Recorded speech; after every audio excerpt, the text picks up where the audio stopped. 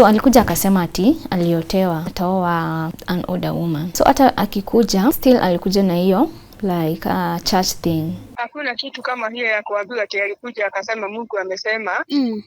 Hakuna unajua ni vizuri ukiongea kitu ujue unaweza kusema hapa ndio hii na nilikuwa hapa nikasikia. Like at first everybody was against the relationship. Okay, naweza sema hiyo kitu ilini affect sana. Nikaenda therapy. Sasa hata kama tungekuwa rafiki na mama yake.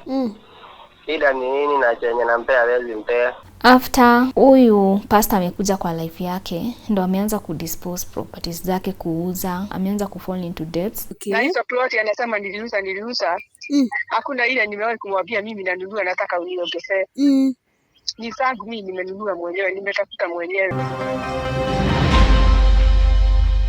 Hello and welcome to today's episode of Tuko Talks. Picture this. You have grown up with a loving single mom who has built her wealth from scratch. Then one day, a man who is younger than her comes into her life, disguising to be a man of God and a prophet in the name of God has ordered me to marry an older woman. Then after the affair, she has lost 80% of her property, lost a son, and even the 20% of property remaining, she is planning to sell it to purchase a church plot. How are you going to help your mom see she's not just in love but brainwashed? This is the story of our guest today, Hannah, who is trying to save her mom's life and her property. My name is Njeri Masi, and let's listen in to today's conversation. My name is Hannah Wanjiru. Yeah, I'm from Maimahiu. Okay, you're from Maimahiu. Yeah. Maimahiu, ulikuwa unaishi wapi? How was life in Maimahiu before you even came to Nairobi? Oh, Maimahiu, that is where my family wako. Nilikuwa naishi place inaitwa Sibemba. Na Maimahiu, that's where I grew up. Yeah. Then nikaenda primary school, high school, still niko Maimahiu. Then after high school, I moved to Nairobi. Yeah. After high school, umekuja shule, job? Nilikuja shule for a while Nairobi, then I went to China nikakaa for a while, then I came back to Nairobi. So maybe you can paint for us how was your relationship and mom when you were back at home? My relationship with my mom, it was a very good relationship. Sababu hata in life, since I am where I am because of her, she played a very big part, making sure nimepata everything I need in life in terms of finances na shule. Like she made all the effort to take me to good schools, and I got all the love. Yeah, that you needed at that time. Yeah, I got all the love that I needed at that time. Even now I still like nimekuwa nikipata a very good support. My mom, she's a very good support system in my life. Like she's played a very big part up to penye niko sahi. Naweza sema this jaini achilia in any way. She made sure like nimepata everything I needed even as an adult. Yeah. Juu at your time when I was in school and it happened to have a baby, and she still took care of my baby and she was still taking care of me. So naweza sema there was no place yenye aliniacha. At your time when I was a very bad teen, I was going all this under peer pressures, she still stood by me. Yeah, and she made sure that I am who I am today. Yeah. So you had a kid when you were still in school? I had a kid when I was in like after college. But sikuwa nimemaliza like the whole college thing. Yeah. But she didn't leave you alone. She was there for you, sindio? Yeah, she didn't leave me alone. She was there for me. She took care of the kid, took care of me. She still continued paying my school fees. So there was nowhere yenye aliniachilia, and there was nowhere like I didn't get her support. Yeah. So we can clearly tell that you have had the mom love all through your life. Yeah. And I know the story that you're about to share with us today involves her. So you can tell us where did things started changing? Things started changing when there's this pastor guy, to be specific, a Mokorino. I'm sure most of the people know the Wakorino people wenye wanafunganga kiremba. For people who are not conversant with the Mokorino people, they are the people, the denomination that usually ties a turban both men and women, right? Yeah. Sana sana ya white. Yeah, those are the white, Mokorino people. and there's this purplish, and to add on top, like they wear izingo mrefu. Printed clothes for ladies. Yeah. The refu kabisa. Okay. I guess now they have a context. Yeah. So that is when this Mokorino guy came into her life.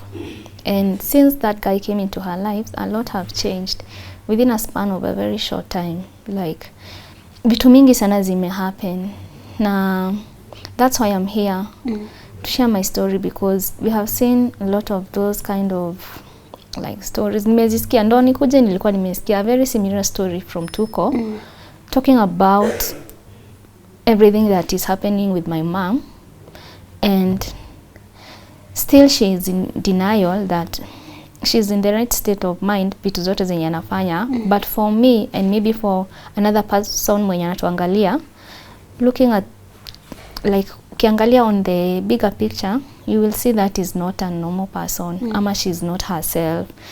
You will see like she's someone who has been like maybe ameenda kwa uchawi, or maybe someone who is being brainwashed, or even like the guy is using a lot of power of manipulation, or maybe the guy anaweza kuwa a diviner, so something like that. Sababu kutoka akuje kwa life ya my mom, as I said, a lot ime happen. Alikuja, okay, let me mention this, that the guy is a bit younger than my mom. Like how young? Like quite young, maybe wanaweza kuwa na 20 years difference. Okay. Like my mom, ukiangalia na yeye, my mom is maybe old enough to be the mother. Mom? Yeah. Okay. So when alikuja, came in the name of like it was prophesied, or he dreamt. I don't know who dreamt, like he is going to marry an older woman. So alikuja akasema ati aliotewa ataoa an older woman. So hata akikuja still alikuja na hiyo like a church thing. Before akuje, the church members wenye wako kwa hiyo kanisa ya the guy now, the guy ni mtu inasemekana amekuwa is already a pastor. That means he has already been anointed. So watu wa kanisa walikuja in the name of hiyo time mtoto wangu akikaa kwangu kwa mama, I mean hiyo time mtoto akikaa kwa mama, juu my mom ni amekaa na mtoto wangu for the longest. Na my kid is a special kid, like akona speech delay. So the church people, one of them approached my mom, wakamwambia wameonyeshwa like uko kuna mtoto special na he needs a lot of players. So wakimapproach, walikuwa wanamapproach in a way they want to come home kufanya maombi.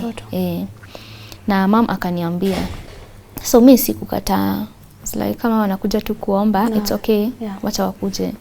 Na wakakuja, but hiyo time wakikuja mimi sikuwa, think nilikuwa nimeenda kazi or something. So by the time narudi jioni ndo nilipata wametoka, like wametoka wakitoka. So akaniambia wamekuja, wameomba, amewa welcome. Yes, they were so happy. Walikuwa wanasema oh, the place, my mom's place is nice, unakaa Nairobi. Na wakaenda. Then from hapo wakitokea kanisa, they formed a habit of passing by home. Na you see, originally sisi wa the church, sisi wa Korino. In fact, growing up, my mom, like when you grow up, we are from Catholic, sisi ni wa Katho. So tulikuwa tunaenda church. Sana sana my mom, she was like so strong na kanisa, Catholic believer. Juu hata alikuwa amefungwa hiyo kitambaa ya CWA. Alikuwa anaenda tunaitanga mwaki. Au Wakorino wakitokea kanisa walikuwa wanakuja kwetu, wana pass by. Wana pass by. But this specific guy, huyu sasa mwenye alibaki akidanganya mama. Yeah, alianza kukujanga akiwa peke yake. So ni mention niseme my grandma, sasa mama ya my mom, Hashi za Mukurino but si wa Maimahio. Hata akikuja home alikuwa anaenda a different church, but venye hao Wakorino walikuja wakajiintroduce home, akaanza kwenda kanisa ya hao wase. Your shosho now. My shosho now. Okay. So it happened that sometimes akitokea kanisa walikuwa wanakuja home na this one guy. So shosho na this one guy wakaanza kuform habit ya kukuja home. Sasa hiyo hatukuwa tumejua like the guy is up to something. Hatukuwa tunajua kabisa. But one day ili happen, tukaenda kwa kina this guy, kina this pastor mwenye anajiita pastor sasa. Tulienda in a way that mom alituambia wanaenda parents gathering, like parents blessing venye watu wanaendanga as a group. But to our surprise tulikuwa tu mimi na mom na shosho na the guy. So nilibaki na question marks na tukadiscuss hiyo kitu na shosho, like mama alikuwa ametuambia tunaenda parents gathering. Kwani walikuwa tu waende the both of them. Juu tulienda wakina huyo pastor, tukapata tumegojewa, kulikuwa kumepikwa na tukarudi home. So after tumerudi home that night, nakumbuka vizuri sana, shosho na my mom waliongea sana. Shosho akaambia my mom, kuna kitu nimenote, it's like this guy is up to something else. Now you be very careful, sababu these are those Wakorinos wenye wanakujanga kwa life ya mtu wakiwa na a lot of like agendas na ujanja mingi sana. But it continued, like mom akusikia, ikafika place wakaanza kukuwa na unhidden relationship sasa yenye kila mtu anajua, like it's coming up to watu mtu kama mimi najua, watu wa family wameanza kujua. At first kila mtu alikuwa against them, but gradually tu kila watu wakaanza ku accept, like kama ni shosho juu ali try her best. After all they are adults. Just to be clear kidogo Hana, by the time mnakuja ku realize mom is in a relationship with this Mukurino pastor, bado anaenda Catholic kama asha change church? Bado anaenda Catholic. Okay. Bado anaenda Catholic. Bado hata haja change anything. Okay. Bado anaenda Catholic na hata wakiwa pamoja bado Mukurino anaenda kanisa yake na mama anaenda Catholic. So it reached to a point that this guy now akachukua vitu zake akakuja permanently kukaa kwetu, this Mukurino guy. Na hii time mama hajawaambia anything going on? Hajatuambia anything. But sasa ni vitu tunaona, ni vitu tunasikia. Amekuja sasa kukaa kwetu. But before akuje sasa fully kukaa kwetu, mimi kuna time nilikuwa nimeenda home, nilikuwa nafanya general cleaning, nikipanga nguo nikapata nguo za Mukurino, hizo mavitamba, hizo turbans, nguo zake zenye wanavanga, si unajua watu wenye wanasema ni anointed wanavanga hadi kanjo. Like kuna hizo kanjo.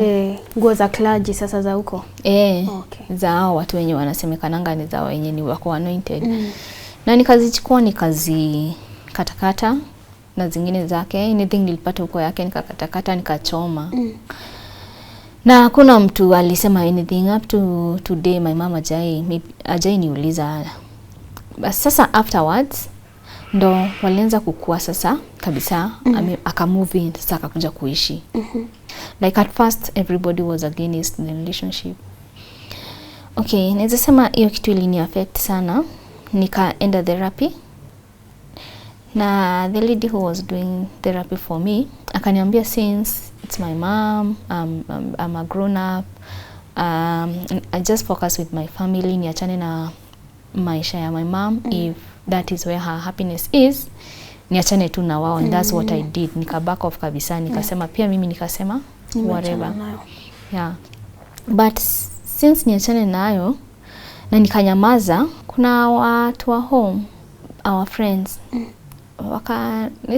wakaniambia, mbona mliachilia mama yako akuje kuwe brainwashed, sababu saa hii ameuza kila kitu. Ameuza kila kitu, ako almost kubaki bila anything, ako into debts.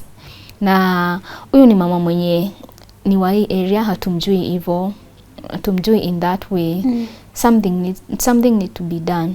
Sababu this need to stop.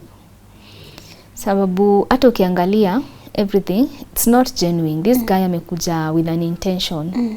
Sababu after amekuja sasa kuishi kwetu, wacha ni mention this guy, apart from being a pastor, the guy ni driver. Alikuwa na drive matatu za Narok Line. Na still alikuwa na Holback, alikuwa na anaendesha taxi uko Maimahio. Okay. So coming to think of it, maybe aliona kwa home kuna kagari kadogo, maybe I think anaweza kachukuanga afanye taxi nayo ni yeye tu mwenyewe anajua ni intention gani alikuwa nazo. Juu after ame move kukaa na mom, ama before a move kukaa na mom, already alikuwa shanunuliwa Nissan. Ngoja. Before nikuulize story ya brother, tuliacha mahali alikuwa na move in, akakuja home. So before hata move in, mama alikuwa ameshamnunulia Nissan. Yeah, but still si wako pamoja. Wako kwa relationship, yes, but hajaanza kuishi na nyinyi kwenu. Basa hiyo time ashanunuliwa Nissan. Nilijua tu baadaye hata amenunuliwa Nissan. Like ni vitu zilikuwa zinafanywa chini ya maji. But hiyo time najua vizuri alinunuliwa Nissan. Kuna time yenye sister yake, the sister to the guy, alikuja kuishi kwetu na watoto wake. Sasa sister ya huyu pastor amekuja kuishi kwetu na watoto wake. Na wazazi wa the guy still they're supporting this whole thing, na wamekuwa like sasa wanakujanga kutembea sana huko kwetu. So after a while nikasikia ameuza ploti, my mom na ploti alikuwa nayo place ameuza. Najua anauza mtu mwenye ako so like ako na energy, a lot of energy kutafuta customers ni the guy, the pastor guy. So ni yeye anatafuta customers, analeta, anauza. Ilifika point hadi sasa Nissan yenye alikuwa amebaiwa pia hii akauza. Gradually akaanza kuuza vitu. Na ikafika place mom akatoka Catholic akakuja kwa kanisa yao sasa. Hiyo chacha wa Korino sasa. Kwa hiyo chacha wa Korino. Na ndivyo akuja kwa hiyo chacha wa Korino ni church members tu, siko sure ni wagani, walimuapproach place yenye na kwanga job. Wakamwambia ati wameota, so sijui nani alikuwa the dreamer, ati wameota pia yeye ako na hiyo calling ya akue Mokorino, afunge kitamba, na pia yeye akue anointed ndo akuwa ki-anoint hawa wengine. So as we are talking now, ilifika place mama akahama Catholic, akakuja akakuwa Mokorino, na akafungua kitamba na akajoin the church. Na after ame join the church akaanza kuseparate na watu. Kama ni wamama wenye walikuwa naenda nao Mwaki akaseparate, kama ni easy group za mama greeting community akaanza kuseparate, akaanza kuback off, akaanza kuconcentrate na mambo ya kanisa. So sasa akaanza kufocus na maisha yake ya mapenzi na church. Maisha yake ya mapenzi na church. Okay, pengine kwa sababu wewe ndio uko kwa hiyo situation sasa, unaweza tuelezea hiyo imeaffect aje family? So come to think of it, my mom kila mtu mwenye anamjua anajulikana she's a very focused woman, very hardworking. Na mama mwenye ako na heshima zake. Kama ingekuwa kitu maybe straightforward, hawezi kuwa amework so hard for her things. Hata nikiongea hapa there's nothing yangu hapo, ni zake. But coming to think of it, amework so hard, akapata Mungu akambless na vitu zote zenye amembless nazo. But after huyu pastor amekuja kwa life yake, ndo ameanza kudispose properties zake, kuuza, ameanza kufall into debts. Na tuseme ana hizo responsibilities kubwa juu kama ni mimi unaona ni mimi last born, hakuna mtu anasomesha, ni yeye tu. Na the guy kama hakuwa na another intention, tuseme tu it's normal vitu za maybe someone who is older kukua in love na mtu mwenye now it's normal. But sasa kama angekuwa na another intention, how comes kinajiuliza how comes alikuja akanunuliwa Nissan? Na akinunuliwa Nissan alikuwa amesema anajua lines zote, ati wakiweza buy Nissan wanaweza waka sana wanunua Nissan nyingine. So how comes instead ya hivyo vyote venye alikuwa anasema ni kudispose, wanaanza kudispose properties, wanakaa wakidispose properties. Na another thing yenye tu naona, unajua hizi ni vitu zina happen like ukiangalia a lot of story back behind kama story ya Shakahola, watu wanaacha maisha yao ya kawaida wanafuata kanisa. Na kanisa it's not a genuine kanisa, ni kanisa yenye iko up to something. Juu hawa watu ni wengi sana wanakuja in the name of God. Na wanajuanga weakness ya watu wengi, especially we women. Weakness yetu inakuanga hapo. So mtu akikuja mix love na mambo ya kanisa, unakuwa kwa box. So nimeshtuka sana hadi watu wa uko kwetu they are like something is not adding up, but still ako in denial. Okay. Kuna mtu anaweza kuwa anaangalia episode na aseme Hannah ako tu jealous, si mamake ako in love, si move on na maisha yake. Si ati niko jealous. First of all, niko married. So siwezi taka ati ni huyo pastor nataka. Na another thing, okay, acha tu ni mention, siwezi taka mwanaume mwenye anataka kuje ni mweke. Una understand? Yeah. So saying my mama kwa in a situation yenye work so hard for her thing, like ameanza from scratch. Like my mom amejiinua tu nikiona, gradually pole because she was a very hardworking woman. So kuona tu ameshikana na mtu amekuja, huyo mtu anataka kummaliza, anafanya fall into debt, anafanya kama ni property she worked hard for, ameanza kudispose. Like anataka kuacha kama amemground kabisa. Hata I wish ningetoka tu niongee mapema before ifike hapa, sababu maybe haingefika penye imefika saa hii. Unaona? So naangalia naona she's not herself. Na on top of that, naongea maybe on behalf ya watu wengine wenye wako hapa wanatuangalia, wako in the same situation. Hizi ni vitu normal. Like for me, sikuwa jua at any point stories zenye naonanga tuko kama hizi zenye naongea inaweza ni hapenia, ama at some point watu wanaonanga hizi story wanaona kama ni uongo. So ni kitu sasa imekuja kwetu home, naona kumbe hizi vitu zinakuanga real. Najua maybe apart from home, like watu wanafaa tu wafunguke macho. Yenye imebaki up to hapo penye imefika, I would like to rescue it. Sababu sitaki ifike to a point that amesha mground to zero. Ndo saa hii naanza kusema I wish ningetokea niongee, ama I wish ninge raise concern kwa hii matter. Okay. Na just to be clear, ukianza hapo story ulituambia that ndo huyu Mokorino pastor akuja kwa life ya mom, alikuja in the name of I have had a prophecy that I am supposed to marry an older woman, right? Kwa hivyo hata from the word go, mama alikuja kaambiwa God has said nafaa nioe huku. God amesema mimi nafaa nioe huku kwa older woman. Right? Yeah. Kwa hivyo unaona wewe ukiangalia matters, unaona kama venye walikuja in the name of God, hiyo ndo ilifunga mom macho from the word go. Okay, let me start. When they came home as a church, think walikuja kusurvey maybe where to start. First penye walikuja kusema wamekuja kuombea mtoto, it's like they came to survey something. Wakakuja kuangalia from which angle wataanza. So after hapo ndo the pastor guy, sasa huyu mwenye anaona ni the pastor, akaona maybe anaweza kuja in the name of biashara first.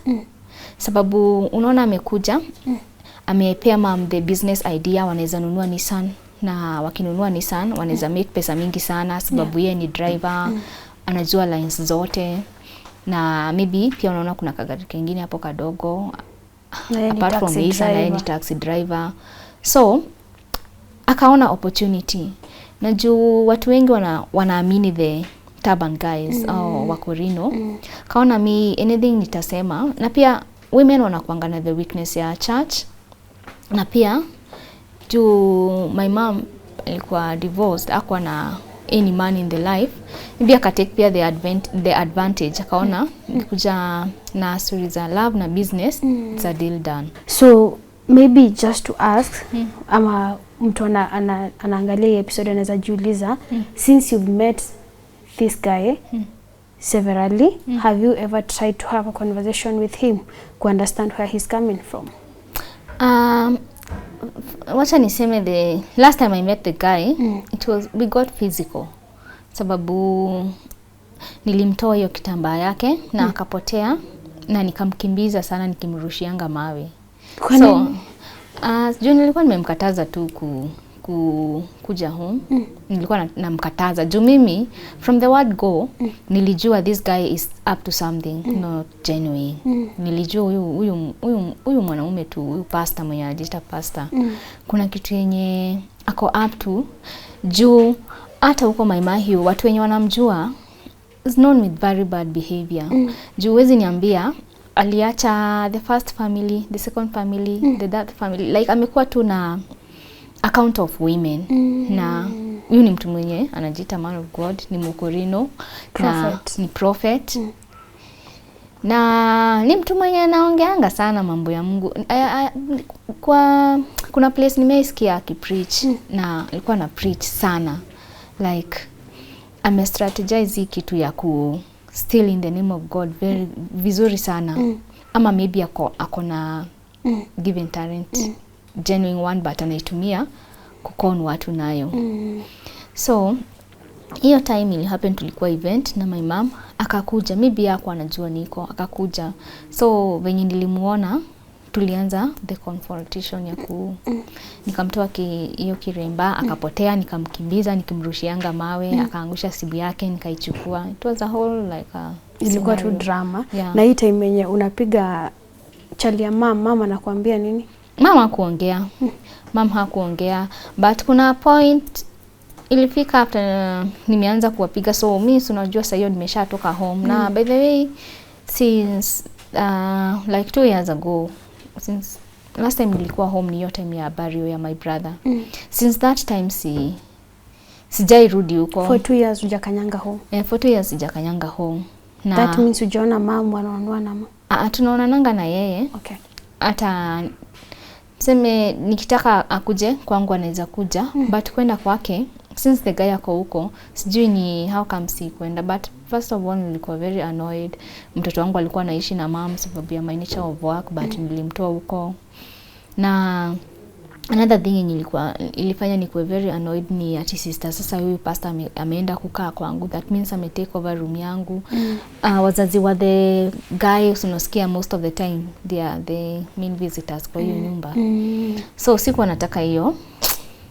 Sikuwa tunataka mambo mingi. Kukaa kwa hiyo environment. Sikuwa nataka kukaa kwa hiyo environment.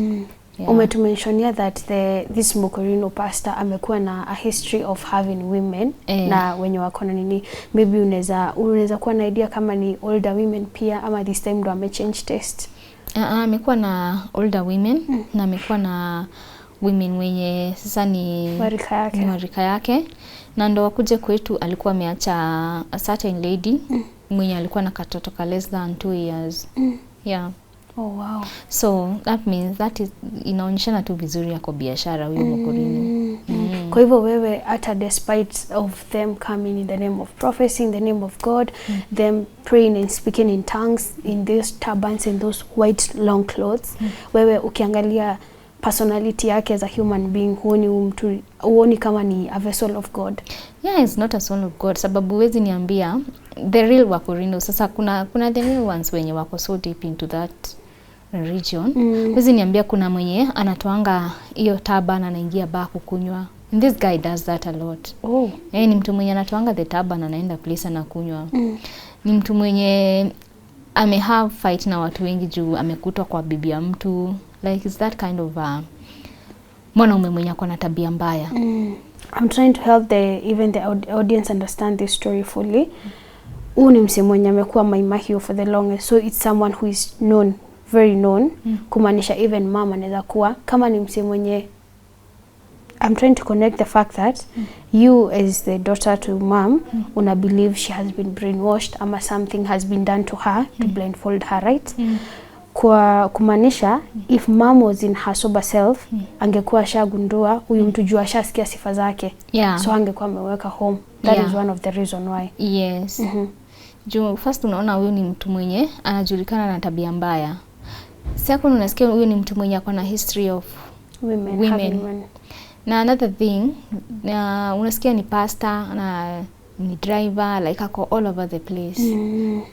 So atajulikani vizuri.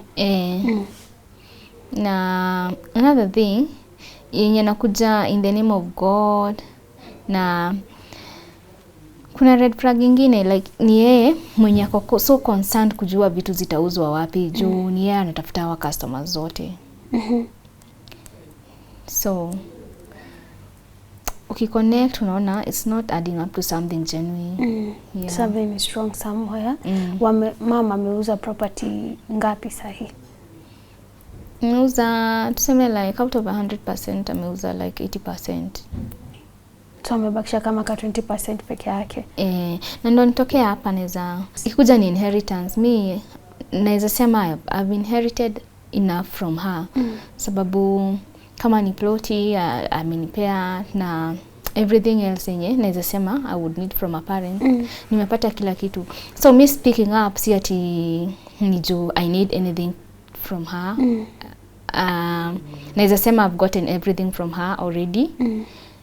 Ni juu I want to protect yenye imebaki pia hiyo isiuzwe, sababu it will be very bad. My mama may work so hard for her things, then one day can maybe come back to her normal senses, ajipate bila anything. Upate hana chochote. In the name of mwanaume alitoka from nowhere, akakuja in the name of church, akakuja in the name of amepakwa mafuta, then akaenda na kila kitu. Na this guy, he will just maybe move to another place and atafute another target. Juu I would say maybe ni the kind of job yenye anafanyanga. Anavuna hapa anaenda next, anavuna anaenda next. Ile time napatananga na mom outside my Mahiu kwenye huyo mtu ayuko, ushai try kumuelewesha mom this is my sense, this is how I'm seeing things, na anaichukulianga aje? Okay. Anasemanga atawacha, but still going back hakuna kitu anaachanga. Like already ako into it kabisa. Like maybe the guy whatever he's using ama whatever powers zenye anatumia ni kama zimesha tie up my mind ya mom kabisa. Kwa hivyo mkikuwa naye huwa na admit anasema hata atawacha. Kuna time alisema atawacha. But since then hakuna kitu imechange. Since then hakuna kitu imechange. Ya mwisho yenye alisema ameona nimetokea social media kumwaibisha na nina point mafuta, like I should know those are anointed people, at the heaven will open and speak. Na huyo mtu mwenye wako na yeye anamwambia tumekuamua, you are about to become anointed, you'll be anointing others. Those are the kind of words you get when you're trying to become anointed. Like a lot of anamwambia ni battles zinaletwa na shetani. Ni vita za shetani, sababu anataka kuamuliwa pia yeye akuwe akiamua wa wengine. You have mentioned something about pointing not against the anointed ones, because that's a line that is used commonly even by spiritual manipulators, that you should never point at a man of God, you should never point at a woman of God. Na watu wengi, as you have said, watu wametokea kushare stories of how churches has manipulated them, kupeleka properties huko. At the end of the day, people even lose their lives. We heard a story of a woman who even lost a daughter in the name of hiyo line ya prophecy na huduma bla bla bla. Kama mtu mwenye such behaviors za kanisa zimeaffect, nini unaweza advise mtu mwenye anatafuta place ya kwenda kuworship? Juu kuna mtu sasa hii ana church na ako desperate na atapata tu watu waambie kuja kwetu Wednesday tunafanywa huduma na nabii na aende tu hivyo. First of all, naweza sema watu wakuwe very careful na wenye wanataka kufuata in the name of God. Sababu wacha tu ni mention hapa, niseme hiyo story niliona story ya Monica. Mgundu alinipea ruhusa ya kumtaja. Story ya Monica niliona. Venye tu niliona hiyo story nika relate na story ya my mom. Venye alifuata kanisa she ended up selling all her properties, na the kanisa ended up taking the life of her daughter. So people out there wanafaa wapunguke macho, na apart from hizi story kama hii, tumeona stories zingine zikitokea, hizo story kama za Shakahola venye watu wanauza properties zao, wanafuata kanisa. Hearing of it that my mom sasa yenye imebaki anataka kuuza ndo anunue uwanja ya kanisa, wajenge kanisa. You see, like ni sijui niseme nini, this is like a cult. It's like a cult thing. It makes sense to you. Umesema hata hiyo 20% imebaki, mama anapanga kuuza akabaie church uwanja. Yeah. Na yeye atakuwa anaishi wapi? So hapo sasa sijui. See, apart from kudanganywa na church, still like the pastor guy, huyu mwenye inasemekana sasa ni nabii wa Mungu, is acting as the husband. So yeye in the mind, she's getting married to a man of God. Now everything she's doing for God and for the church of God. Yeah. So whatever the man of God says, they do. Yeah. Now on top of that, unasikia kuna mambo na prophecy, kuota. So they're bringing in a lot of like manipulating using the name of God. Sababu it was prophesied, it was dreamt. So una end up like messing up with the mind yake kabisa. Yeah. Na ana end up kubelieve. Okay, do you feel like you sharing this story, of course you are creating awareness against such issues, unaona kama ita affect your relationship na mom father? Ninaweza sema I'm not doing this because I hate my mom. Na I'm not doing this ati ndo nimwanike. She's not a bad mom to me. She's a very good mother. She's a very, very good mother. Okay. Na anywhere else sitaipata mama kama yeye. Sure. So I'm doing this because nampenda sana, and I'm doing this because right now I'm her eyes. Like ni mimi naona whatever is going on, ama mtu mwingine mwenye ako hapa mwenye ataona aone like whatever maybe I'm talking is making sense. It's not making sense whatever mom is doing ati anataka kujiacha bila anything sababu alikuja akapendwa na mhubiri. Sasa wajenge kanisa, akachange kanisa from Catholic to juu ile time my mama alikuwa Catholic, hizi vitu zote hazikuwa zina happen. She was living a very good normal life.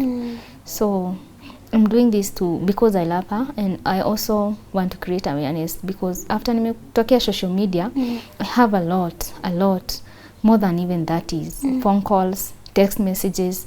Oh, this happened to my mom, this happened to my aunt, my father was like this, like similar story, the same strategy. So things zina happen. Ni kama kuna ka group ka people wanna use the name of God ku manipulate watu na ku Yeah, it's like a non-scam. Unajua ile scam ya watu they fake calls from the bank wanakupigia. It's the same thing, but this one is different because they are using the name of God. Na that is what they are doing to manipulate people na kuwaibia. Yeah. Okay, Hannah, what is your wish today? I wish to my mama to come back to her normal self.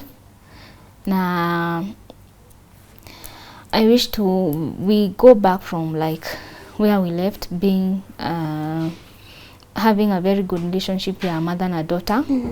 Na mimi, it's not like I don't want my mom akuwe na a man in her life. She's just a girl. So, but sitaki mwanaume mwenye atakuja kumaliza. Sitaki mwanaume mwenye atakuja kumaliza. So that's what I can say. It's a good phrase that you have said, that you don't mind mom being in love. She's just a girl. And you know, someone can argue that we women umesema tunakuanga very weak when it comes to matters love. Sengine ushaisikia watu wamefanya vitu juu wako in love, baadaye wanasema what was that, ile trend the bar was too low. Yeah. Could it be she's too much in love? Maybe hayuko manipulated, maybe ako too in love. Na naweza sema tu hapo tu, apart from being in love, ni kama huyo mtu amekuja na love potion. On top of love potion, he's using the name of God to steal from my mom. So all I can say for now, my mom is not in her real sense. My mom is not in her real sense. Na I'm sure watu wenye wananiangalia ndio wanaombanga Mungu we pray for her. Tumombe arudi back into her senses. Na all is not gone. Yeah. You can still rebuild from somewhere, sindio? Yeah. Okay. So maybe looking at this camera, if mom was aki come across this episode talking to her one-on-one, unaweza taka asikie nini? Naweza taka asikie that I love her so much. She has been a very big pillar kwa maisha yangu. So I'm doing this because I love my mom. Na I'm praying for her. Arudi venye alikuwa kitambo. Na I would want her maybe ajiombe na arudi venye alikuwa kitambo. Like just come back to your life. Maisha yenye unataka kujiekelea ama kuingia saa hii is like ni shetani anakuongoza. Na siwezi taka ifike hapo. Siwezi taka all the energy, all the blessings zenye amekuwa nazo, like shetani akuji just from nowhere to finish kabisa. Yeah. Okay. And to the Mokorino pastor? To the Mokorino pastor, kwanza aache tabia mbaya. Hiyo ni tabia mbaya sana ako nayo. Aache tabia mbaya ya kutumia the divine calling kumanipulate watu. Na aache tabia mbaya ya kutaka ati kuwekwa na wamama. Huyo unaweza muita ni watu wenye wanatakanga kufugwa. Na apart from kutaka kufugwa, huyo ni mtu huyo ni muizi. Sababu Kenya anafanya ni kama ni kuibia, naibia my mom. So hapo penye imefika, atosheke na Kenya amekula. Hatuwezi muitisha ajue hatuna evidence na si ati ni police case. Hakuna, but penye amefika aache tu, kwanza aache kuharibia jina ya Wakorino. Wakorino they are known as good people. So kuja tu na hiyo kiremba yake kudanganya watu, kuibia my mom, aache tu tabia mbaya. Na Kenya amekula atosheke. Ifike tu hapo, atoke tu aende kwenye ataenda. Okay, Hannah. Na maybe kuna mtu mwenye anaweza taka kukusaidia in any way. Prayers, maybe kuna watu wenye wanafanyanga sasa deliver. Wa ukweli please, wa ukweli, si wakuja kumaliza mali imebaki. Anaweza kupata aje na anaweza kusaidia aje exactly? Anaweza taka kusaidiwa nayo ni maombi. Watu no, kuna real people, real prophets na real watu wa kanisa wenye wanaweza omba na Mungu asikie. Hiyo tu ndo support naweza taka. Maombi. Let's pray for my mom. Let's pray for her. Okay. Yeah. Okay, Hannah. Would you mind if we tried to get her side of story? I wouldn't mind. So guys, I'm about to call Mama Hannah and I can see the number is saved as Bonnie, so I'm assuming that's the Mama Hannah's lover's name. So I'll call them to get their side of story. Let's try and see whether we are lucky today. I'll start with Mom.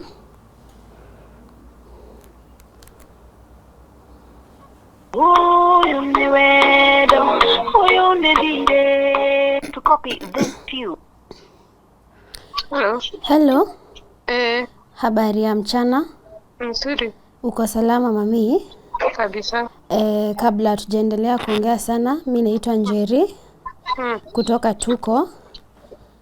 Na nataka ujue na kupigia nikiwa on camera. Nimetoka kuongea na msichana wako Hannah. Saa hii sina nafasi ya kuongea. Lakini hiyo namba nitakupigia nikitoka kidogo. Niko pahali saruni. Nijaribu baadaye. Sawa sawa. We will speak with Mom later. So we call Bonnie or Boniface. I don't know, we'll confirm from him.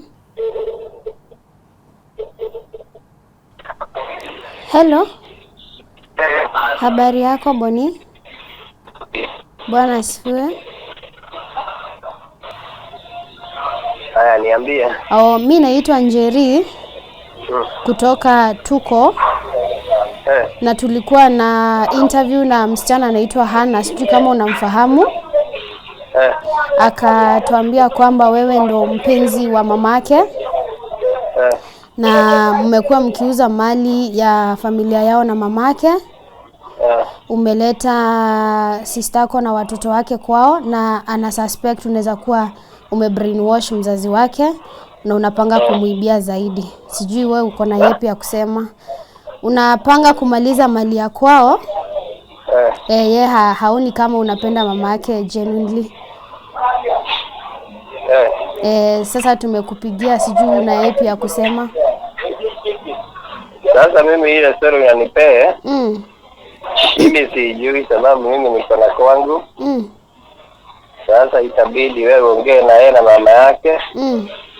Msikizane juu mimi. Wewe unaweza enda kuuza mali ya wenyewe aje. Najua kuna kitu hata unafaa kufikiria. Sasa mimi naweza kuja kwako aje niuze vitu na nimeandikwa wewe na wewe ndiye mwenyewe. So kama ni vita yao, warudi kinyumbani wasikizane. Na familia na wazazi. Sasa mimi niwezi niingize kwa kitu yenye sijui. Okay. So wewe hauna mahusiano ya kimapenzi na mamake kabisa? Sasa mimi nilikuwa nambeba na gari. Mimi nilikuwa nandipea kazi ya driver.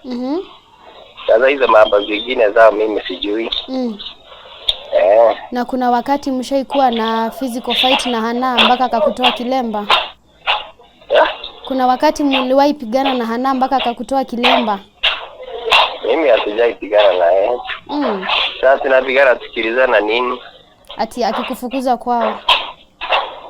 Akikufukuza kwao. Sasa ile kitu mzuri. Unavaa mkuje huko kwao. Muongee muulize hizo story. Mimi isipokuwa ni kazi ya driver, hiyo mambo ingine mimi sielewi yenye unaniuliza. Na wewe ni prophet. Na kama kuna kitu yao mimi nimeuza. Ukuje uniambie ni gani nitakurudishia. Okay, wewe ni prophet. Wewe ni prophet. Nini? Mimi si prophet. Mimi ni prophet wa mna gani story? Hivi nimeokoka lakini mimi si prophet. Hiyo ni mambo sasa mnajiwekelea. Wewe umeokoka lakini wewe si prophet. Unaendanga church inaitwa aje? Nani? Wewe. Mimi naenda church ya Torino. Inaitwa aje? Acha na jina wewe, unataka aje? Ni kuconfirm tu nione kama details ametuambia ni correct. Fanya aje? Nimekuambia vizuri. Sasa hiyo story unaniuliza. Mimi sielewi na nimekuambia kama kuna kitu yake mimi nimekula. Sasa uniambie nilipe. Okay. Sawa. Okay. Lakini mimi hiyo story ya kushinda mkiongea kitu yenye ieleweki. Ya mimi hainifurahishi. Unisikia alienda kwa TV akaongea mambo ya ujinga na anaongea kitu yenye ajui. Wote wafanyaje hivyo? Angeita watu. Kuja tukae chini. Mimi kama niko na makosa yenye nimekula yake nilipe. Okay. Lakini huwezi sema eti nilikuwa kwetu ukafanya. Sasa unafanya kama umeambiwa na nani? Juu kila kitu yeye ameoreka, si ndio? Vita yake na mama yake sasa mimi hafai kuniingilia. Sasa yeye anafaa wasikizane. Wakisikizana. Kama kuna kitu wanadai mama yake amdai, lakini mimi huwezi kuja kuniigiza kwa mambo yenye haistahili. Na pia kuna shida nyingine. Sasa hata kama tungekuwa rafiki na mama yake. Shida ni nini na chenye nampea hawezi mpea? Kuna kitu hata unafaa kuangalia. Huwezi enda hata wewe kukomadi watu. Unafaa uangalie kama ni mali yako unataka. Nasema unataka. Lakini huwezi kuja kuwekelea mtu. Mimi nilikuambia mimi nilikuwa nimepewa kazi ya driver kwao. Na mimi nilitolewa kwa kazi. Mimi nakuwa driver. Lakini sio tukifikiria wewe unakuja unaongea chenye unataka na wewe hujadhibitisha kama hiyo kitu ni ukweli. Ndio? Lakini sasa hata hiyo mambo hata amepigiwa simu sana na watu. Hakuwa anafaa kufanya hivyo. Yeye unasema mali inaisha, mama mali inaisha. Na wewe hajui mama yake ile kazi anafanya, hajui vile zile grupu anafanya, hajui anatembea na kina nani. Haya mama yake hayuko kazi, si ndio? Kama hayuko kazi si anafaa kukula mali yake yenye alikuwa ametafuta. Ni kweli.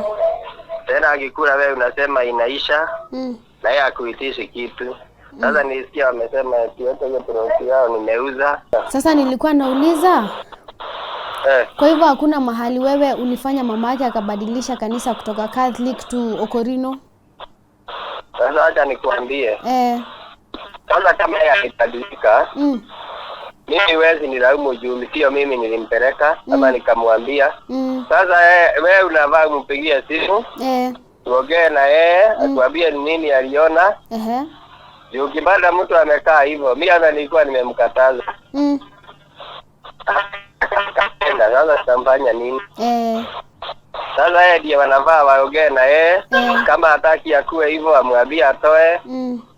Lakini wezi kubanisha watu na nikitu yenye hakuna. Mama yake alikuwa amenunua gari. Na hiyo gari mimi hata sikuwa nayo, alipeni ni mwadvise ape driver mwingine. Okay. Sasa wakati tukibuana si mama yake akauza gari. Kuuza gari ilikuwa ya loan. Na ameng'ang'ana amemaliza loan ya hiyo gari. Na ndio amaliza loan ya hiyo gari. Alichukua title deed ya hii plot. Hata kama akona plot nyingi alichukua hii plot anaishi. Akapeana hapa United. Akamaliza loan ya gari. Okay. Sasa wakati alimaliza loan ya gari, yakabaki akilipa sasa ndio arudi sasa title deed. Sasa ameng'ang'ana amebakiza kitu 300. Okay, kwa hivyo swali la mwisho kutoka kwangu Boni ni hakuna mahali ulienda kwa Mama Hana ukamwambia wewe umetumwa na Mungu, ukaambiwa umeotewa kuolewa? Acha nikuambie kitu moja. Kama nimemwambia Mungu anione. Mimi kuna kazi mimi zifanyangi. Na mimi tayari sijaikuwa prophet. Najua ni vibaya kuwekelea kitu mambo ya Mungu na mambo ya dunia. Mimi hakuna kitu kama hiyo. Nasema mbele ya Mungu kama mimi kuna kitu kama hiyo tutaiongea. Mimi anione sio wewe utaniona. Lakini tutaja mambo ya Mungu bure. Okay. Ni sawa. Mimi nimwambia hivyo Mungu anione. Okay.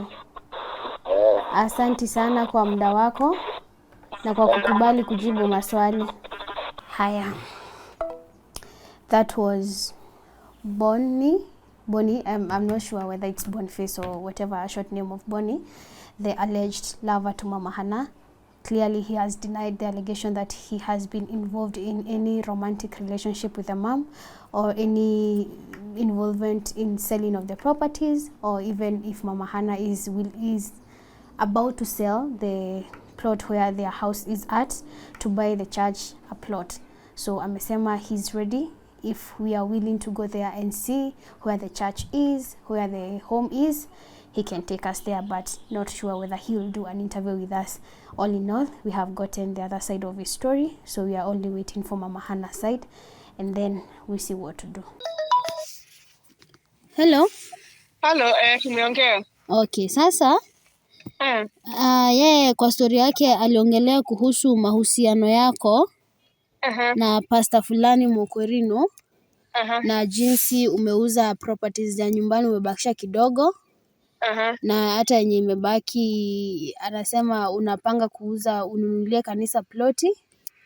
Na akatuambia pia ulihama Catholic ukaenda kwa hiyo kanisa juu walikuambia kwamba Mungu amesema, Roho amenena akasema uhame. Sijui na yeye pia kusema kuhusu hiyo. Hakuna kitu kama hiyo ya kuambiwa ati alikuja akasema Mungu amesema. Hakuna unajua ni vizuri ukiongea kitu ujue unaweza kusema hapa ndio hii na nilikuwa hapo nikasikia. Hakuna kitu kama hiyo alikuwa wamesema ati amefanywa hivyo. Wewe kwa hivyo hauna relationship na huyo pastor? Kuwa relationship na yeye. Alikuwa driver yangu ya hiko gari kadogo. Na unajua mtu ni mtu. Mimi ndio tukue na mahusiano na yeye. Nikusikia tu nisikia ni tuliongea tu lakini si hakuna tuhali wasema ati imenenwa hapana. Na yeye si prophet. Mlifall in love tu kama watu wengine tu. Kama watu wengine tu. Na hakuna kitu yangu anaweza uza sababu hakuna kitu iko kwa jina yake. Hakuna kitu, na vile nilisikia amesema hata nimemjengea nyumba nyumbani. Hakuna kitu, hata nilikuwa nataka awapeleke huko kwao. Muone vile sababu ameshaenda huko, tumeenda huko wakati moja na yeye. Ametuambia aone vile iko, ni vile tu aliwacha ndio kuko. Na kama ni kujenga tutajenga kwetu na yeye. Mtajenga kwako na huyo bwana wako? Na vile nasema ni wa miaka 3 sio mtoto, ni mtu mzima. Lakini na hiyo miaka ananiwekea sio yangu. Hata dada yangu mwenye anafuata na hajafikisha. Kwa hivyo yeye si mdogo wako huyo kijana? Hata kama ni mdogo tumewachana na miaka 7. Si 20? Okay, na yeye kijana tumewachana na miaka 7. Okay. Na mama yake ako sawa, baba yake ako sawa, lakini hakuna kitu yangu anakuwa, sababu hata juzi baba yao alituita. Pia anasema tumeenda kwa usemeji, alituita akatupea title, akasema anataka atubadilishie. Okay. Huko Gatundu kwao. Okay mama. Saa hii niko naye kwa nyumba. Okay. Alafu sijui kama wewe huyo mpenzi wako anaitwa Boni ni huyo? Ni yeye anaitwa Boni? Juu ya tumempigia yeye akasema hana mahusiano na wewe. Na ako na familia ingine na Hana anadanganya. Atina? Na Hana amedanganya hamna mahusiano na yeye ako na familia yake. Amesema hivyo, sijui familia walikuwa wametengana. Na bibi ameolewa pahali ingine. Hana bibi na hajawahi peleka bibi kwao hata moja. Mimi ndio tumeenda kwao tu, hajawahi peleka bibi moja hata kwao. Okay mam, na sasa wewe venye umehamia hiyo kanisa, ni ukweli umefunuliwa kukuwa mchungaji na unaweza funua wengine? Sijafunguliwa hiyo, hata kuna madhabahu moja hata moja nimefanyiwa.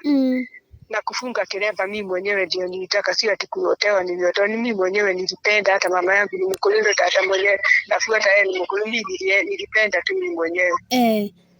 Nilifurahia mimi mwenyewe. Okay mam, na kuna hapo wakati ati mkiwa kwa relationship ulimnunulia Nissan alafu mkauza. Na pia venye umehamia hiyo kanisa ulitengana na marafiki, ukaacha kuenda zile chama ulikuwa unaenda. Saa hii nimetoka chama hiyo, anasema na ile wifu iko na huyo msichana. Amewahi kuniletea hata guka wa miaka 80 na kitu. Na niko na picha sawa, akigraduate kutoka utalii. Mimi sikumuuliza na niliwakaribisha vizuri, si wa mwisi wake. Alikuwa ameleta huyo guka wa miaka 80 kama mpenzi wake? Kama mpenzi wake. Na wewe haukuingilia? Mimi sikumuuliza hata, na walikuja kwa Hana hakuwa na kitu, sababu hata pale walitaka kwenda kwa msikiti pale. Mimi ndio nililipa ka taxi wakati huo, sikuwa na gari. Okay. Akaniletea mwingine wa Nigeria. Hawa wakanikula kabisa, wamenikula kabisa, sababu hata nyumba kulipa mimi ndio nilikuwa nawalipia. Na alikuwa anakaa kwangu. Ndio apata mtoto, sababu ako na mtoto mmoja. Mimi ndio nilitoa kijabi nikalipa nikaweka kwa nyumba. Na nimefuatana na yeye bila mtu tunasaidiana na yeye hata. Hata anajua vile nimetambika kumpeleka China ndio asome, sababu yeye ni Mchina saa hii. Namsomesa peke yangu bila mtu ananiuliza unalipa. Hata siku moja napeana akaunti yangu wekewe pesa na ndugu yangu na nikukopewa. Ndio asome. Sasa baada ya hiyo yote nimempatia ploti. Nikapatia yeye title deed, nimefanyia kila kitu, nini kununua, kulipa na kumpatia title. Hiyo title yake aliuza date 7 mwezi huu. Sasa baada ya kuuza siku 2 ndio alienda kwa muhia wa mahindi kunitangaza huko ati niko na kijana mdogo nini na hawezi kunipagia maisha yangu. Hakuna mtu hakuna kitu yake anakula. Kwa hivyo okay. Sasa wewe unaona kama shida kubwa ni nini katikati, kwa sababu Bonia amesema ni kama mko na issues mnafaa kusolve. Unaona shida kubwa ni nini kati yako na Hana mama? Kati yangu na Hana ni vile tulienda kwa huyo kwao nyumbani. Akaona wako maskini. Sasa baada ya kuona wako maskini, sababu hata choo kuna side ndio inachimbwa, kusema kweli nasema ile kitu tunaweza kuja useme vile ulisema. Okay ma'am. Sasa baada ya ile picha alikuwa naye alinyang'anywa na watu, sababu yeye ni maskini. Bibi ya msichana wao siolewa na mtu maskini hivyo. Sasa ishi yake sijui nini sababu. Sijui nini. Na ni vile tangu tuachane na baba yake, ile miaka tumeachana na baba yake alioa. hajawahi ona mtu kwangu. Hajawahi kula na mtu mmoja na mesa kwangu kwa nyumba. Na vile anasema tumetengana na vikundi, sina kikundi. Hakuna kikundi yote aliniwacha kama nimetoka. Hakuna ile nimetoka hata saa hii. Ingine tulikuwa na yeye, nikamlipia, akaanza kusema anaonaga tu amelipiwa na ajui pesa inatoka wapi. Baadaye akaandika barua, nikamwambia andike barua atoke, akaandika, akaandikiwa cheki, akarudishiwa 170 na 170,000. Na haku amejua simetoka wapi, ndio nilikuwa. Sasa shida yake kubwa ni vile ananitisa, sababu ananiambia emergency nipatie, nataka unilipie nyumba, tujalipiwa nyumba. Nakosa kumlipia. Sasa itakuwa nje naye bwana yake na mpiga ananiambia hana, nimepea yeye hana 1.5 na baada ya wiki mbili ananiambia hana pesa ya kulipa nyumba. Kwani pesa anatumia na nini? 1.5 million. Na anatumia vile amemtumia. Sasa yeye kazi ni kuharibu tu. Na kuna sasa kuliko kile nimejenga kwangu, sababu mimi tunaishi kwangu na tunaishi na huyo. Na ni mama yangu aliniambia tusilame hiyo nyumba. Nilikuwa nimeambia tumesema tutahama na huyo kijana, basi tumuite kijana lakini mzee. Tuhame tuende pahali nyingine. Na baba yao juzi alikuwa ametuambia tutafute twende huko tukakae nyumbani. Tujenge kanyumba yetu huko. Lakini siwezi kubali kujenga huko hata akinipea title. Hapana. Okay. Kwa hivyo sasa shida yake ni anataka asabu vile amelipia aliuza yake, sijui aliniekulia pia alikuwa anataka kununua kamuru. Sasa ni kuuza, agenunua hii nimempatia au agenunua ingine ongeze hii. Na shida yake ni kutaka, anataka tu vile alikuwa anasema nipee hii na mpea. Nipee nikitaka kwenda kwake, unaona nimenunua kuku mzima nini nyama na letea vitu yako please. Sasa juzi nikaenda bila. Hapa ndio naanza kusema ni nimehara, niko na madeni nyingi na hakuna tena nimemwambia nisaidie kulipa. Hakuna. Mama, wewe umeuza ploti zako na uko na madeni? Mimi deni niko na deni kidogo hiyo Nissan nilikuwa nimenunua. Na ile deni nimebakiza ni kidogo sana, na huyu koni anatafuta hiyo pesa juu chini na akitafuta na tunaweza kwa hiyo account. Hakuna kitu inaweza enda yetu. Na hujauza ploti? Ile niliuza moja. Umeuza moja? Okay. Na hizo ploti anasema niliuza. Hakuna ile nimewahi kumwambia mimi nanunua nataka uniongezee. Ni zangu mimi nimenunua mwenyewe, nimetafuta mwenyewe. Na hakuna kitu nimepewa na mama yangu vile nilikuwa nimempea hiyo ploti na nikampea masomo ile anataka kusoma. Akitoka utalii alienda Vera, kutoka Vera alienda China. Na ni mimi tu. Na mtoto yake ndio mimi nilikuwa nalipia katoto yake shule, namlipia yeye mwenyewe, namlipia maid kila kitu. Hata yeye ndio ana adabu, sababu hiyo mambo yote nimefanyia. Asante ya pia ni aliterekeswa na mwenye alimpa mimba ya kwanza akiwa kama ngozi. Sababu ako na shida yake mwenyewe anajijua. Na ndio mimi na hata nikiomba saa hii nikiomba Mungu namwambia ngaitoka mutire na mahitia. Asimkatie kesi yake na makosa. Nimemsamehe mimi. Wewe umemsamehea? Mimi nimemsamehea, lakini Mungu najua hajamsamehea. Atatoa dhabihu juu ya hiyo. Kusamehewa, sababu hata ndugu yangu anataka kuja waongea hiyo maneno. Wamekasirika, watu wetu wamekasirika. Ni sawa sawa ma'am. Sasa sijui wewe unaweza taka mkae chini msuluhishe hii mambo kama mama na mtoto wake? Sababu yeye hataki. Na amejiweza kabisa, hakuna kitu hana. Na hakuna kitu mimi nahitaji kwake hata saa hii, na hakuna kitu nitahitaji kwake. Ni vile anataka, akitaka kukaa ni vile sikosikia hataki, ni vile anataka. Mamu, ukiona mko na hizi vita wewe na mtoto wako inakuwa affect aje kama mzazi? Imeni affect sababu hata imenishika tumbo. Unajua mtoto ni mtoto, pahali alikuwa amelaswa kwa tumbo. Uko na mtoto wewe nikuulize? Bado mama. Wakati utapata utasikia mtoto wako kama ni ako na kasida, unasikia tumbo imeshikana, umekaswa kabisa. Hata kukula hatujakula, hata leo sasa hivi nimekula tu sausage kwa hiyo chama. Amenikaza vibaya, ndio mimi naomba Mungu asimkatie kesi na roho mbaya. Nimemsamehea, lakini amefanya vibaya sana kunianika dunia mzima. hiyo sio adabu ya mtoto. Watu wetu wote wanalia, kila mmoja analia. Na sio kwangu tumekaa kama maboresi kukuja. Lakini nawaambia mimi I'm strong. Ni vile tu mama anasema I'm okay. Hata ukiwa na shida Kwa hivyo wewe unaona shida kubwa ya Hana inatoka kuwa ulijishikanisha na mtu ana pesa? Shida kubwa ni hiyo. Okay, na hapo mahali na yake akipata ni kukula tu na kuharibu. Hakuna kitu. Nikimwambia Mungu asimamishe kitu kama choo kwanza ajue gharama. Okay, mama. Achunge mali yake waachane na yangu. Hatujatafuta na mtu. Okay, mama. Ni sawa. Na hapa mahali Bonia amesema hamna mapenzi kabisa. Ni vile tu alikuwa amesema hataki mambo mingi. Sawa mama, asante sana kwa kukubali kujibu maswali. Sitasema uongo, nitasema ukweli. Nitajibu, siwezi kosa kujibu sababu mimi si mwizi. Okay, na tunaomba pia msuluhishe. Tunaomba msuluhishe. Si vizuri mtoto na mama kuwa na vita. Ndio ukisikia hapa umesikia ni kitu gani nimemfanyia baya? Hakuna, unaongea vizuri. Sina kitu nimemfanyia baya. Saa hii ule mtu unaweza peleka kwani ndio atakubaliwa na watu wengi. Na wakimkuza unaona saa nyingine hata kumepatikana kifo, mtu amesema kama si hivyo ni kufa tu. Ni sawa mama. Uko na kitu kingine ya kuongeza pengine sijakuuliza na ungetaka tujue?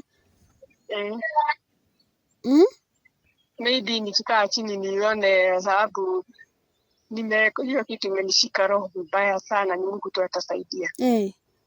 Na sitaki mtoto huyo wangu apate na kashida akisemekana mimi ndio nilisababisha. Okay mama. Lakini kuna kitu alifanya mwaka jana mwezi kama wa 10 kitu kama hiyo. Alifanya jambo baya sana. Nilimtembeleza asae katoto waniletee sababu alikuwa na mimba. Akaenda akatoa mtoto. Huyo mtoto alileta shida sana huko karibu waachane na bwana yake.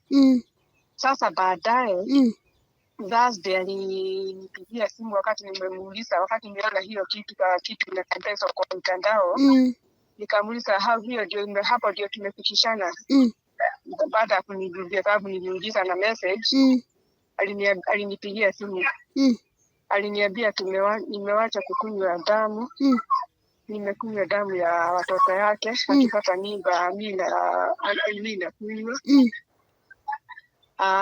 Nikamuuliza na vile nilikutembeza usaya huyo mtoto uniletee nikulelea sababu hata hii yako naye ndio nilile hata alienda jana.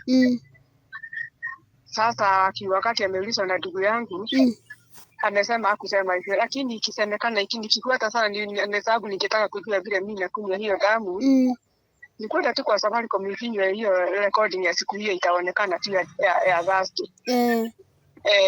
Yenye alisema ati mimi siku hizi nakunywa damu. Mtu anakunywa damu kwa shetani sababu unasikia watu wa shetani. Ni mtu akikuwa na deni yoyote analipa. Ni milionea. Sasa aliniambia vibaya na hiyo. Sasa hiyo ndio ikamfika anajimaliza nayo. Sababu mimi sijawahi kujihusisha na kitu yoyote haramu ama nini. Okay mama. Asante sana na pia umsamehe. Nimemsamehea lakini Mungu hajamsamehea. Ako na kesi ya kujibu kwa Mungu. Ni sawa mami na ushinde salama. Uko na yeye? Hapana. Siko na yeye. Sawa. Okay. Ulikuwa unataka kumuongelesha? Hata ikiwezekana naweza kumblock maisha yangu. Usimblock mam, wewe ni mzazi na pia kwa hiyo kwa utu tu na kwa sababu umeokoka na unapenda Mungu ni vizuri tu ukiomba umwachilie tu na msuluhishe. Sawa. Asante na ubarikiwe. Amen. Unajua mtu ndo anajua mamake, mtu ndo anajua kwao vizuri. You are the only person who can understand where the shoe pinches. So thank you so much even for coming out to try and defend her. Najua maybe watu wengine wanaweza sema she's after the property, she's jealous, but you are the only person who knows where you're coming from. Sawa. And for us is to wish you all the best na kuhope that kila kitu turn out vizuri. Na maombi yetu ni siku yenye utatupigia utuambie we have managed to save the 20%, na hata from the 20% we are now growing again, si ndio? Kwa sababu it's never too late to rebuild, it's never too late to start again. Na pia sisi tutaombea mam na maisha yenu. Asante sana. Asante sana. To you, our viewer, thank you for sticking with us up to this point of today's episode. I'll make sure that I put the links to her social media handles on the pinned comment below. Kindly click on her pages, encourage her, send her prayers and any kind of guidance that you can offer. Also, if you have watched this episode and you have not yet subscribed to this platform, kindly do so, support us and leave us a comment down below. Until next time, my name is Njeri Mercy. Just keep it to go.